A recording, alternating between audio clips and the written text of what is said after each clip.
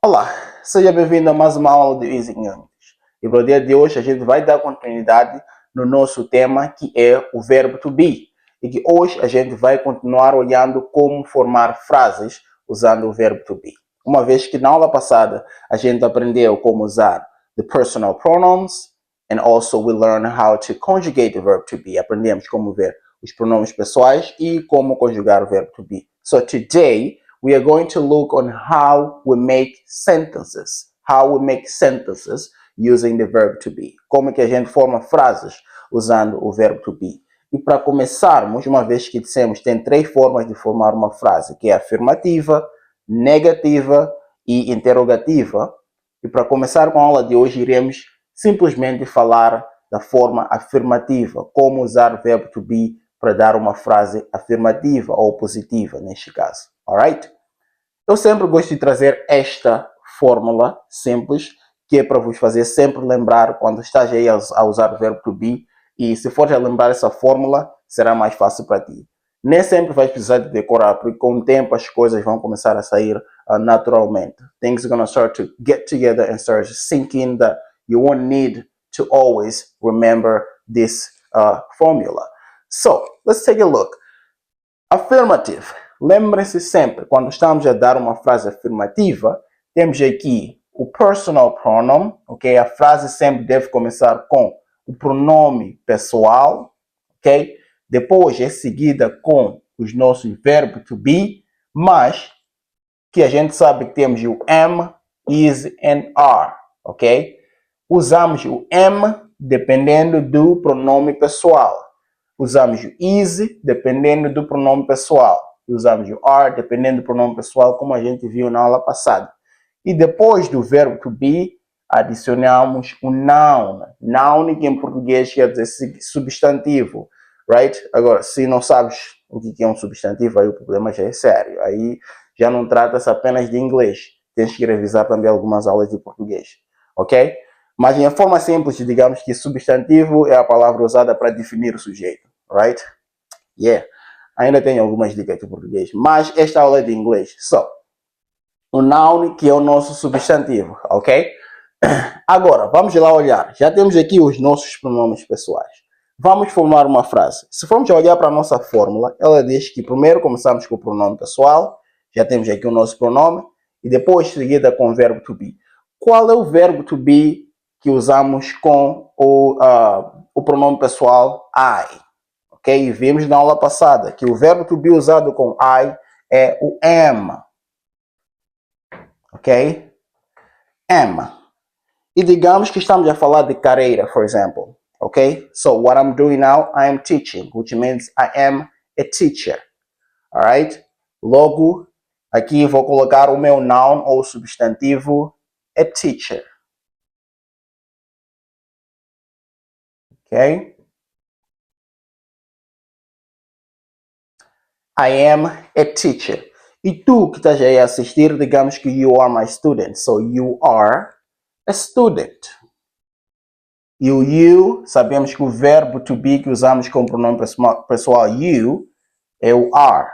Ok? You are a student.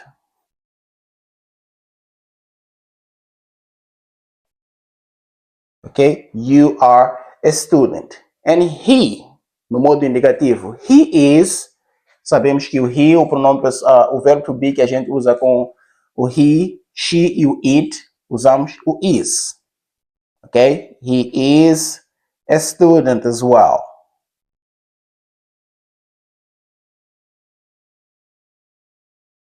Okay? He is a student. She is a student.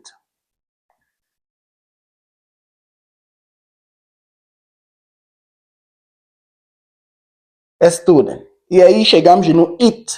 Lembre-se que a gente disse que o it usamos para objetos e animais. Esta é uma forma simples de definir ou de fazer entender quando é que a gente usa o it. Agora, será que podemos usar o student com it? Obviamente que não, a não ser que a gente esteja no Disneylandia, you know? That's the only place you can see animals becoming student. But in real life, animais não são estudantes ou não tornam-se estudantes. So, digamos que Isto é um gato, ou aquele é um gato. So we say it is a cat. Okay? It is a cat. And you, que é do plural, we know that when we have you, we use are. Mas aqui já está se tratar do plural. So we say you are. E como sabemos, uma palavra no plural sempre devemos adicionar um s. So you are students.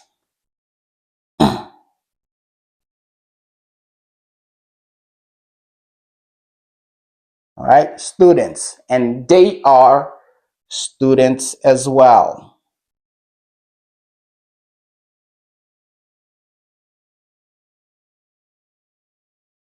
All right, they are students. E se forem a perceber, seguimos esta fórmula, ok? Por isso que eu disse que esta é uma das formas mais fáceis para tu perceber. Onde temos o I, que é o nosso pronome pessoal, am, que é o nosso to be,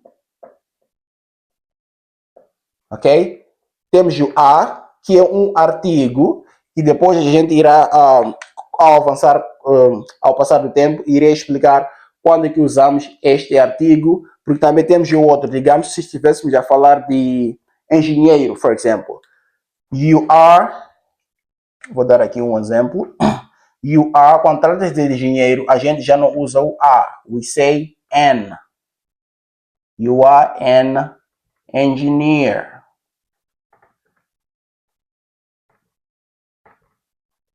Ok? You are an engineer. E não usei o a, mas sim usei o n.